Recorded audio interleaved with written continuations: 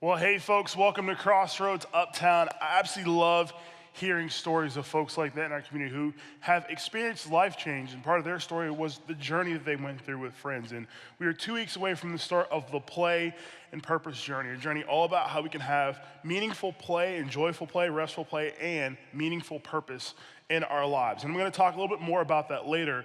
But before then, I actually wanna set us up and put us in the right mindset for the journey. So today I get to teach live here. If you're new around here in the last couple weeks, this is something we try and do once a quarter around here, once every few months. Really excited to be with you guys today. So before we go any further, let me pray. Hey God, thank you so much for this opportunity. Thank you for already the words that you've given me. I pray that anything that is not from you that I say today falls away, but anything that you want folks to hear, that you want to teach folks, that settles in their hearts and minds, that it's brought back to memory for them, and it causes them to be in a better relationship with you, to learn something new about you, to grow in their relationship with you, and to take a new step towards you today. It's in your son's name I pray, amen. So we're talking today about what it takes for us to grow on purpose. This idea of growing. I don't know if you knew this, but anything that grows, it's done with some intention, with some purpose. Things just don't grow on their own. Look at plants outside, look at trees, look at flowers. They grow because they have the right nutrients in the soil that they're in. They are getting watered, they are getting sunlight, and they grow because they've been designed to grow in a very specific way. And the things they need to grow, they're being provided for. If they're not getting water, if they're not getting sunlight, if the soil's not right, they die. They don't grow. And the same thing is true for us. If we want to grow, we actually have to do it on purpose. The big idea for today is good things in our lives only grow when we are intentional. Good things in our lives only grow when we are intentional. Hint, if you didn't know this, we have to try if you want to grow.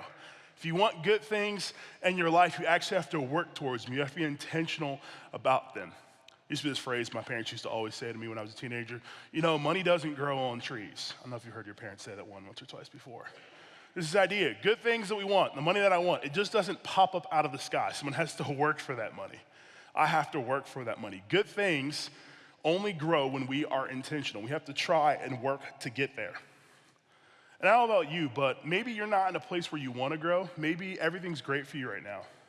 Maybe you got everything that you want right now. But this is something I do know. We are children of a good father and a good king who desires good things for us, and he wants us to grow. And he's designed us to grow. He's designed us for good things from him. The person that you are today, the person that I am today is not who God desires for me to be next week or a year from now or 10 years from now. He desires for me to continue to grow. And in John 15, Jesus explains this to us. John 15, verse 1, I am the true vine, and my Father is the vine dresser. Every branch in me that does not bear fruit, he takes away, and every branch that does bear fruit, he prunes, that it may bear more fruit. Jesus says, I'm the vine, and my Father, he's the farmer. He takes care of it. In every area of my life, every area of who I am is Jesus. Everything that grows, God does more to help that grow and for that to grow more and for it to produce more fruit. He prunes things away. He cuts away the dead parts so it can grow even more. And the areas that aren't growing, he completely cuts off so they're not taking away and stealing the things that are necessary for the good parts of my life to grow, the good parts of me to grow. Continues in verse 4. Abide in me and I in you. As the branch cannot bear fruit by itself, unless it abides in the vine, neither can you, unless you abide in me. I am the vine, you are the branches. Whoever abides in me and I in him, he it is that bears much fruit, for apart from me, you can do nothing. Jesus says, not only am I the vine and my Father is the farmer who takes care of the vine, if you abide with me, if you spend time with me, if you're connected to me, you're a part of who I am, which means you will grow, you will have fruit, you will have good things in your life.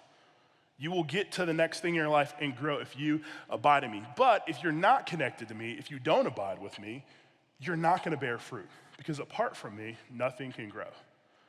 Jesus calls us to this place of abiding with him if we want good things to grow in our lives. What is abiding? What does that mean? Abiding essentially means intentionally building your relationship. Intentionally building your relationship with Jesus. So that means getting to know who he is, getting to know his character, getting to know about his life, getting to understand his voice. We just finished up a series last week called How to Hear from God. And in that series, we dove into what it takes for us and how we can hear from God in different ways, whether it be from reading in the Bible, whether it be from community around us, whether it be from praying and listening for the voice of God. There's tons of different ways for us to hear God. And abiding is what we do. When we abide, we're learning to hear from him. We're learning to connect with him and have a relationship with him. Any meaningful relationship we have in our lives, we spend intentional time connecting with those people and getting to know them better. For me, outside of my relationship with God, outside of my relationship with Jesus, the most important relationship I have is that with my wife, Tiara. Tiara and I, we've been married almost 4 years now, 3.5 years about, and we got married pretty quickly. We only dated for less than a year and then got married. And then there's this thing, if you don't plan to not have kids and to prevent yourself from having kids, you might have them. So about a month into marriage, we found out that my wife was pregnant. Our daughter was pretty much conceived, we're sure, on our honeymoon. So we've been married for 3.5 years, and we have a 2.5-year-old. So life has moved pretty quickly for us. And because we didn't really spend a whole lot of time before we got married and we got into marriage and immediately, a month in, we're gonna have a kid. That changes the game a second time. We didn't do things that a lot of folks do when they first start dating, when they're engaged. Outside of our honeymoon, we never really have traveled or vacationed together. There's an occasional trip to Columbus to see my side of the family or Northern Ohio where my mom and my dad's side of the families are from, but that's pretty much it. We've taken individual trips. My wife has gone with some of her friends on a trip or two. I've gone with some friends on a trip or two over the last couple years. We've got to build better rhythms of resting and vacationing as a family.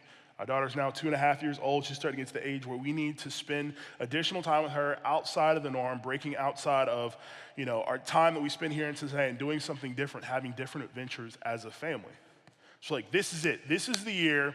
This is the summer. We're gonna figure out what it means for us to vacation as a family.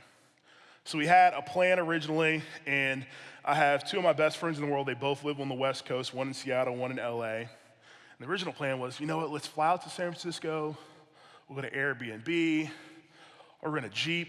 We'll drive Pacific Coast Highway. We'll go through the California Redwoods. We'll do all the cool stuff there. We'll go visit Alcatraz, during the week. And then on the weekend, we'll invite them to come to San Francisco, come down from Seattle and up from LA and hang out with us for 2 days. That was the plan. And then I got online and I started looking at how much it costs to fly to San Francisco, how much it costs to rent a Jeep, and the price of Airbnbs. I was like, that's not happening, not this year. Didn't plan far enough in advance for that. So we had to change the plans, trying to figure out what we're gonna do. And because of logistics and scheduling and a bunch of other stuff, we were kind of down on one option. And it was going to Gatlinburg. Now, Gatlinburg, my wife she went a couple times when she was in college and had a good time. I went once in college, and it was, yeah. And I'll tell you this, okay, Gatlinburg. I know a lot of you probably love Gatlinburg. I got folks who are screaming out of their mouth every single time, the Apple Barn in Gatlinburg, it's amazing. It's all right, all right? Gatlinburg may be your cup of tea. Maybe you love it, but I describe Gatlinburg as the dream vacation for a 12-year-old boy because it's just putt-putt golf and go-karts and upside-down buildings and Titanic ships in the middle of this 3-mile-long strip. That's Gatlinburg and Pigeon Forge for you. Not necessarily my cup of tea for a vacation. So we decided to go, and I wasn't being the Debbie Downer, but I'm also I'm not really excited about this trip at all. Not really that. I'm excited because we're finally figuring out what it means for us to go on vacation.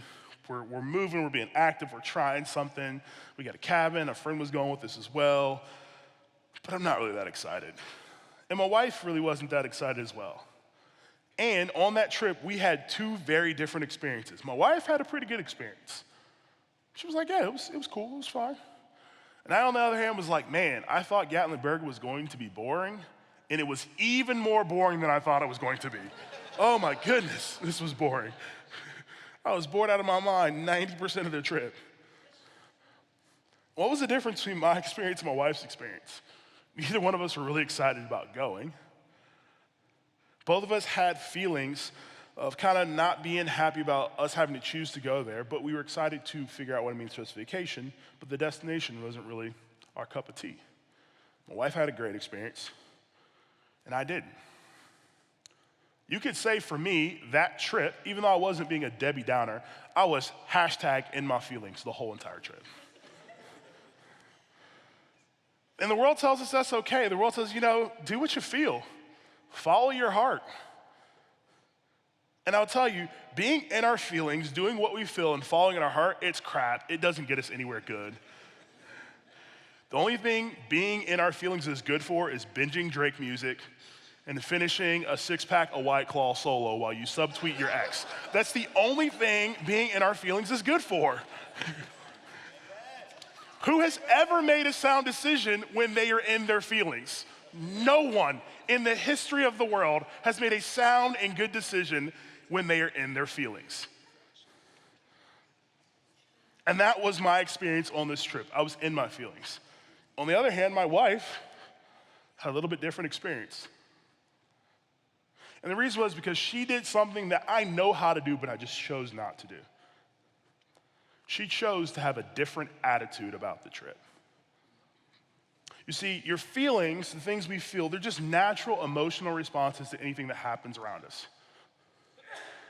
We get sad, we get excited, we get angry, we get happy. We can't control when those emotional responses, when those feelings hit us.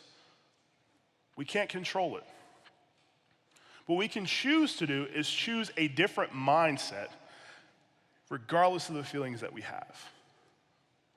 The world tells us it's okay, feel what you want to feel and act out of it. And I'm telling you, that ends up in a really bad, lonely place. A place where you feel worse than you did in the first place. Instead, we need to learn how to choose our attitude. The only thing that we can control is our attitude. For me, maybe if I would have chosen a slightly different attitude, I would have had a really different trip. The Bible talks about our feelings as well. It talks about our heart. Jeremiah 17:9. The heart is deceitful above all things and beyond cure. Who can understand it? Your heart lies. What you think you feel, it may be true, but only a little bit. Hear when I say this. Your feelings are important. Our feelings are important. You need to understand them. You need to work to understand them the best you can. But the truth is you will never fully understand them because they lie. And instead of worrying about so much of exactly understanding what our feelings are, maybe being able to identify them as right, we need to focus on what is our attitude out of them. If we want good things to grow in our life, we have to be intentional. And the first intentional choice we have to make is choosing the right attitude. It starts with choosing the right attitude. There are three other areas I want to talk about today that I believe are really important when we talk about being intentional. If we want good things to grow in our lives, if we want to grow on purpose, we have to be intentional about the attitude that we choose. Three other areas I want to talk about. We need to be intentional about what we choose. And the first one is this: where we spend our time. Where you spend your time. If you want to intentionally grow, if you want good things to grow in your life, you have to be intentional about where you spend your time. So if you want to get stronger, if you want to get faster, if you want to have better stamina, you're probably going to go where? The gym. You're going to go somewhere, the gym, maybe a track, somewhere where you can work out, somewhere where you can lift weights, or you can run on a treadmill, or you can get on an elliptical. You're going to go somewhere where you can work out, a gym most likely. We understand this idea of going to the right place to grow in certain areas of our life. For me, the gym is a big one. About 4 years ago, I was at a point in my life where I needed to get back into the gym. I'm a pretty big guy. I'm okay with that. It's a good thing for me. I like being strong, but I know that my size and my weight is something I have to keep an eye on. I know there's a line that I can't cross. And I was getting real close to that line about 4 years ago.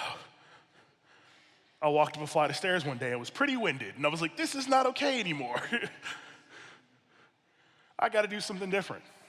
That's what I do. I found a gym to go to. And for me, going to that gym, it had to be an intentional choice to go there because I don't know if you know Cincinnati, but this gym was on the west side of Cincinnati. Don't get me wrong, I used to crap on the west side of Cincinnati all day long. But now I've come to love the west side. But one thing about the West Side is it takes 25 minutes to get there no matter where you're going. There's like 3 weird winding roads to get there and 3 out. They're all confusing. There's always an accident on one. There's one shut down because someone slid into a telephone pole every other day. The West Side is like a crazy place to get to in Cincinnati. And for me to get this gym, it was 25 minutes there and 25 minutes back every single Monday, Wednesday, Friday. So you're talking 2.5 hours, 3 days a week if I wanted to work out. Because by the time I got there after 25 minutes, hour to hour and 20-minute workout, 25 minutes back in the car home, close to 2.5 hours some days. But I had to get real intentional about it. And I had to block off that time. I got really protective of my time around the gym.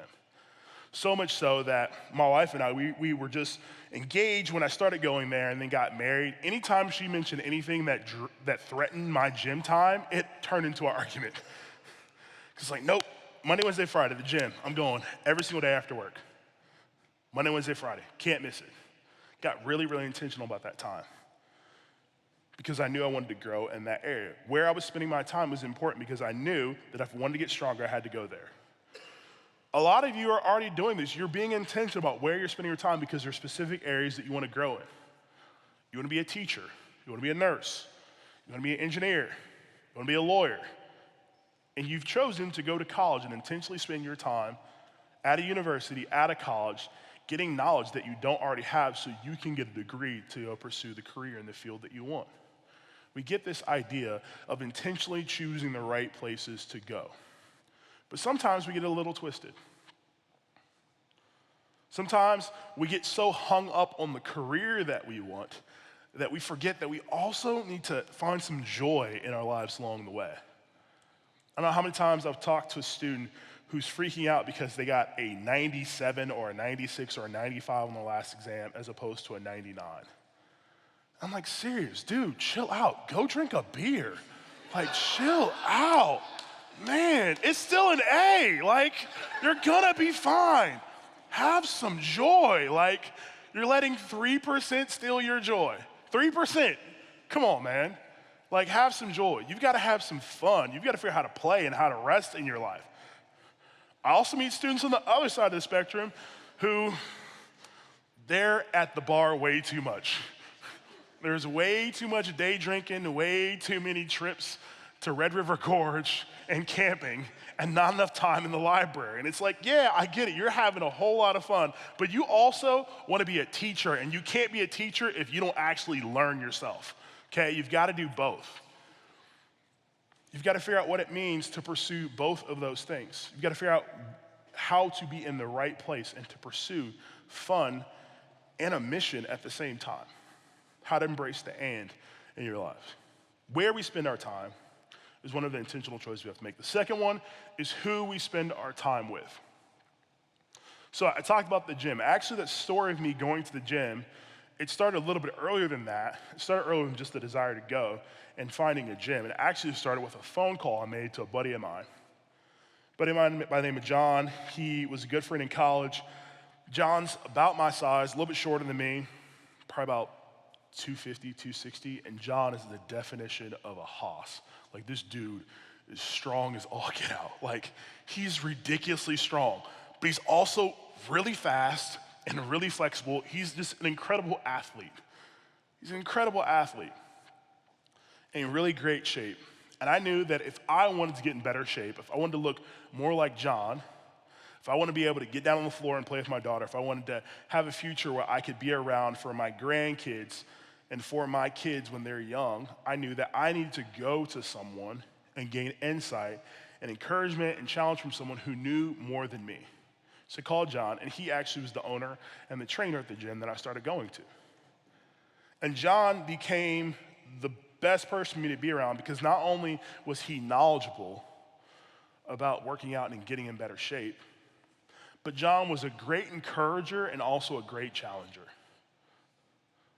He was a person always pushing me to do another set.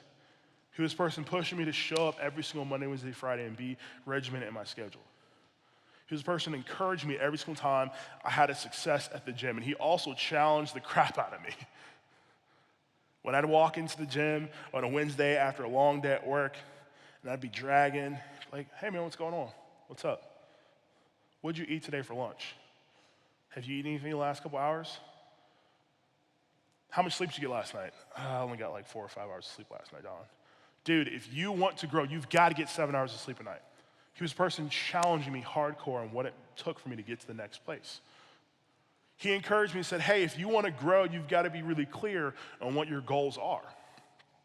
He had a whiteboard in the gym, and he made everyone write a goal up on the board.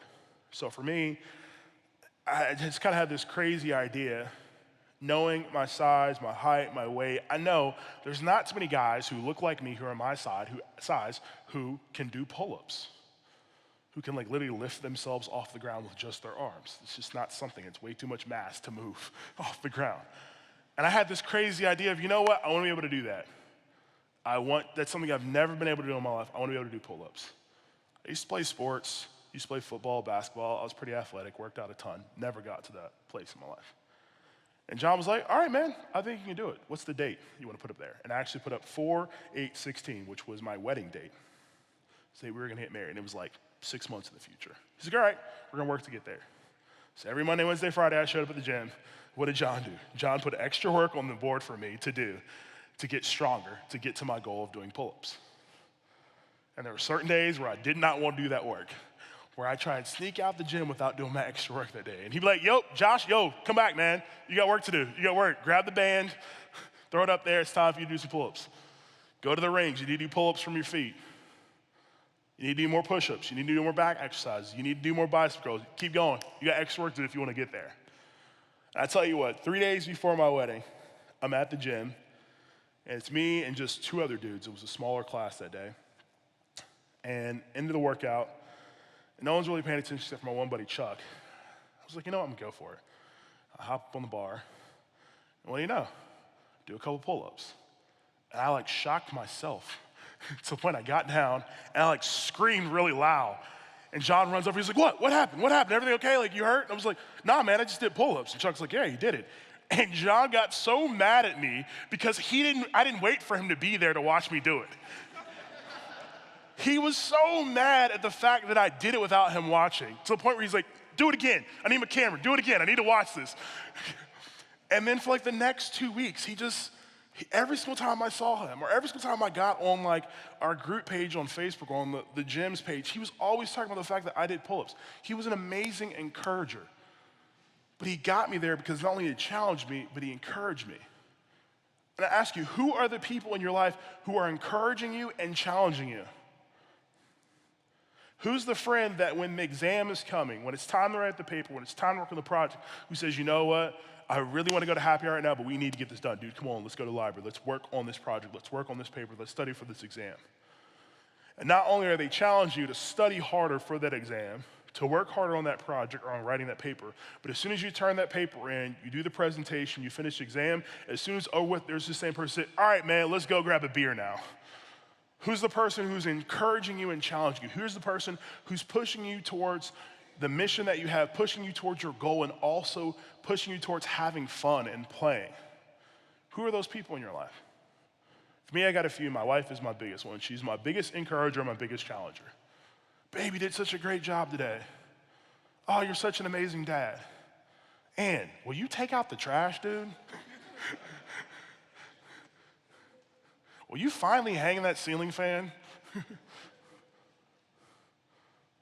Babe, the yard looks great. Babe, you did such a good job with Lydia today. She's an amazing encourager and challenger in my life. Who are the people around you who are encouraging you and challenging you? If you want to intentionally grow, you have to look at where you're spending your time and also who you're spending your time with. There's old sayings about, look at the 3 closest people to you, you know who you are. Or you never want to be the smartest person in the room. We say all those things because who we spend our time with, who we are around, it's important, and it guides us towards our goals or away from them.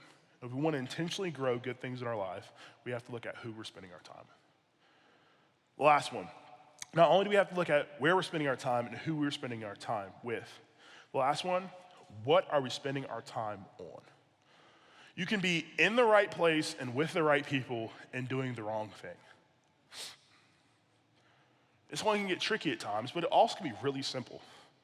Here's one for me. So I talked about being intentional with my family, intentional with my wife, and with my daughter.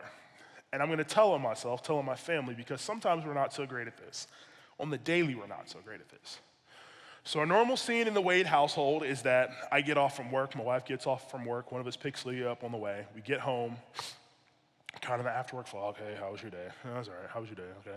Lydia, how was daycare? It's great, Dad. She can't speak that well yet. We sit around for a few minutes, my wife and I, are you making dinner or am I? All right, I'll make dinner.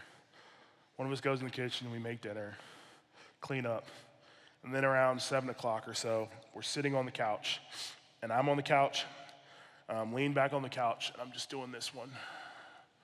Just scrolling, Facebook, Instagram, Twitter, ESPN, Bleacher Report. What else can I scroll? Apple News. Wife is 2 feet from me on the couch. What is she doing? Scrolling. Except for her, it's Facebook, Pinterest, more Pinterest, even more Pinterest. My daughter's a foot away from her or on the floor, and she's huddled over my wife's iPad watching Daniel Tiger or Mickey Mouse for the millionth time, or her new one, PJ Masks, one of those three. And all three of us are on our devices. The TV's on in the background 10 feet from us. We're in the right place, we're with the right people, and instead of spending time with each other, instead of spending time talking about our day, actually talking about our day and not just saying, how was your day? Fine. How was your day? It was all right. Actually talking about the highs and lows of it, encouraging each other. Instead of actually getting down on the floor and playing with my daughter, helping her play with her magnet tiles, or building a puzzle with her, or helping teach her how to count or her ABCs, we're just scrolling our lives away on Instagram. I was talking to someone a few weeks ago, and I learned this one that was new. And maybe it's because my hands are massive and my phone isn't that big, but I've learned that there's this thing where people are laying in bed scrolling on their phone, which I'm guilty of doing, and they're just scrolling, scrolling, scrolling, to the point that they drop their phone on their face. I think that's a sign, folks. If you've dropped your phone in your face scrolling, maybe it's time to put the phone down and go do something else. I'm betting you're probably not doing the right thing. You're not being intentional about how you're spending your time and what you're doing. We can be in the right place with the right people doing the wrong things. And this is an easy one. A lot of you have great roommates. A lot of you are in college, you have great roommates, you're in a house with all of your best friends. And instead of actually building relationships with those people, encouraging them, getting challenged by them, spending time together, having fun together, working on homework together, you just all are in your own rooms just watching the next thing on Netflix. Oh, a new episode of Handmaid's Tale is out. New season of 13 Reasons Why is out. We just spend all of our time on social media and on Netflix doing the wrong thing. And I'm telling you, if we want to intentionally grow, we have to look at what we are doing with our time. Not only where are we at, not only who we're spending it with, but what we're spending it on. College students, here's a big one, man. I know it's difficult right now. I've got the benefit that, in some ways the benefit and sometimes the curse, of I graduated college almost 10 years ago now. For me, going to college is just a foregone conclusion. My family, it was military or college. You ain't staying home and sitting on my couch. You got to do one of the two. For me, it was college, and I went. And I tell you, I regret the fact that I have $70,000 in student loan debts that I'm still paying back. I regret that. But you know what I don't regret? I don't regret getting my degree. I don't regret doing the hard work I needed to get that degree. I don't regret all the experiences I had in college that grew me, all the jobs that I worked that gave me management experience, all the students that I worked with that gave me a passion for working with college students till this very day. I don't regret that. And I know it's difficult right now. I know that taking out student loans, it's not a wise choice to do. I'm living proof of that. In some ways, it's not a good idea. But maybe if you have the ability to work your way through college and pay for it one semester at a time, one class at a time, it's the wise thing to do because it puts you in the right place with the right people, and the right thing you need to be doing, the thing you need to be doing is learning what it means to work hard to accomplish a goal. There's so much value in that, of learning how to work hard to accomplish a goal. Maybe you don't know specifically what you want to do when you graduate. I thought I did and it didn't work out, and I changed 3 times.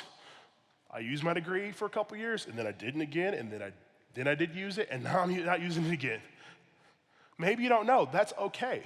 But the experience and the things you will learn, the lessons that you will learn in and outside the classroom may be the right thing for you to be doing right now. Maybe you're at a hard crossroads because you need to figure out, is going to college and figuring out how to accomplish a goal of just finishing and getting a degree, is that worth it for me? And I think it might be for a lot of you. If we want to intentionally grow, we have to look at where we're spending our time, who we're spending it with, and what we're spending it on.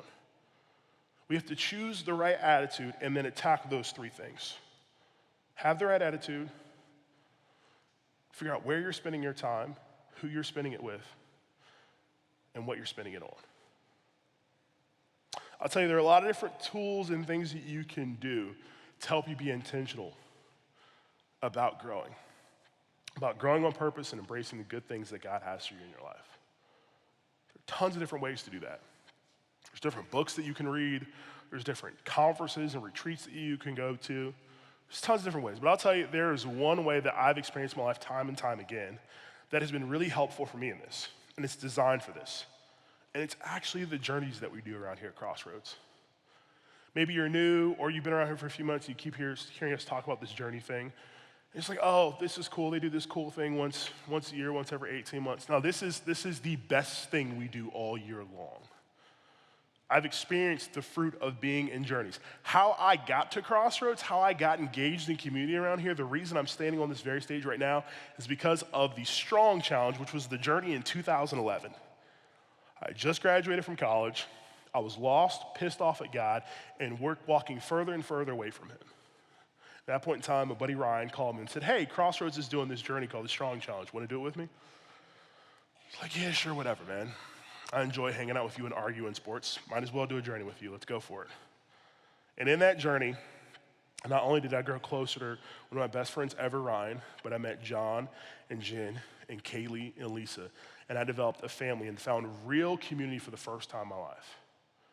People who were going through similar struggles that I was, who were asking the same questions I was, who enjoyed hanging out at the same bars and restaurants that I did. And I found real community, and I got introduced to God and developed a relationship for the first time in my life for myself on my own because of this community I was in through the journey. I talked about my journey with weight loss, my journey with wanting to be in better shape. That started in a journey a couple years ago called Brave. It was all about where is there fear in our lives?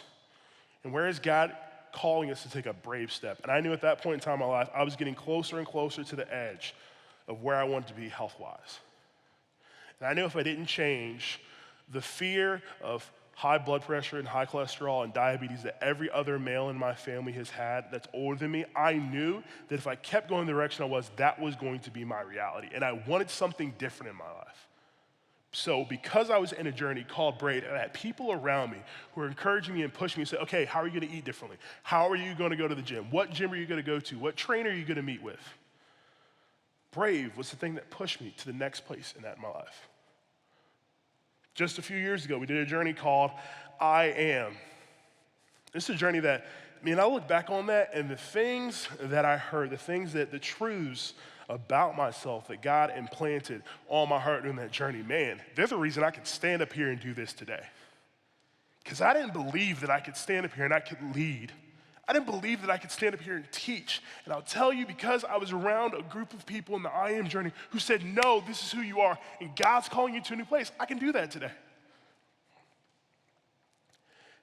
Being in those journey groups was the intentional choice that I needed to make.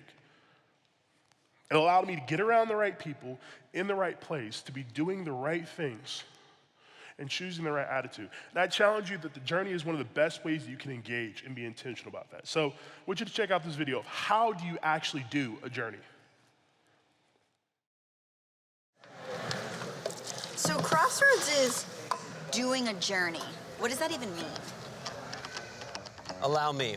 Every so often, Crossroads does a journey. Basically, a journey is a 5-week series where everyone from kids to adults follow on the same topic. This year's topic, purpose and play. All about why having restful play and meaningful purpose are critical to a life that thrives. Here's how to do a journey. Step 1, go to the weekend message. Kickoff weekend will be September 14th and 15th. Be here. If you can't make it to a site, just download the Crossroads Anywhere app and watch the weekend message there. Step 2, get in a group. If getting in a group sounds weird, relax. This is not your Aunt Betty's knitting circle. It's not that. It's more like a dinner party with people in similar life stages asking similar questions. Step 3, do some challenges. No, not the dumb internet kind. Challenges in the Crossroads app. There's a brand new feature this year and you're gonna love it. Connect your group in the app like a text thread. Select play and purpose. It will prompt your group with fun challenges and questions. No homework, just fun ways to get engaged.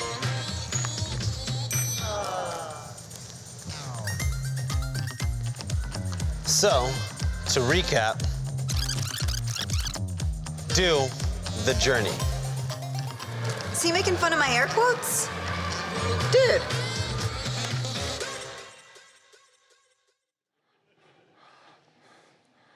So the journey is the best way that I know how to be intentional about our attitude, where we're spending our time, who you spend it with, and what you spend it on. I just kind of want to recap what David said in that video of what it takes to the journey. The very first one is show up here on the weekends. We know that folks show up probably 1 out of 4 weekends in a month. And I'm telling you, for this journey, you want to show up every single weekend in this auditorium, in this room. You will have the best experience if you show up here in this room. I get that there's circumstances where you may have to miss. If you do have to miss, make sure you catch up and stream the service online. But you're going to show up every single week for the journey here in this room. So that's step 1. Step 2 is get in a group. The journey is meant to be done in the context of a group of people. You will not get the most out of it just doing it by yourself. You need to be around other people. So get in a group. There's a couple different options for that. 1, we have on-site groups. If you are a young adult or a college student, we have groups designed specifically for you. Young adults meets every single Wednesday night at 7 p.m. in our building. College night meets every single Thursday night at 7 p.m. Both of those groups will be doing the journey. But I really encourage you to do a journey with a group of your friends, with your community. Maybe you come here. Maybe you have a house of folks that you live with. Do the journey with them. Maybe you're in the same fraternity or sorority with people who also come to Crossroads. Do the journey with them. Maybe there's folks who live in your dorm in Sedal or in Calhoun or Scioto or Dabney or Daniels. Do the journey with them. Host a group in your dorm or in the common area of your dorm. Get in a group for the journey. And the last one is there's individual work that goes along with the journey. In a few weeks, we'll be passing those out. There's this guide. It's double-sided. On one side, it's all about play. And the other side, it's all about purpose. You're going to want to do the individual work. This is where you are going to take time, spending time with God, praying about where you're at. You're going to be processing through stuff, and that's where you're going to get a lot of things you'll talk about in your group as well. I'm really excited for this journey that's coming up, that's kicking off in 2 weeks, and I hope that you engage, because if you want to intentionally grow, if you want the good things in your life to grow, you have to be intentional about them. You've got to choose the right attitude. You've got to figure out where you're spending your time, who you're spending it with, and what you're spending it on. Let me pray. Hey, God, thank you for just the work that you've done in my life, the way that you've shown me what it takes to be intentional to grow. I know I'm still learning and growing in that, and I pray today that other folks will take a step forward and be intentional about their growth, be intentional about receiving and going after the good things that you have for them in their lives. So they'll learn what it means to choose the right attitude, to be intentional about where they're spending their time, who they're spending it with, and what they're spending it on. God, thank you for the opportunity to speak today and to share these things. And I pray that it has helped us move closer to you, into a better relationship with you. So in your son's name we pray. Amen.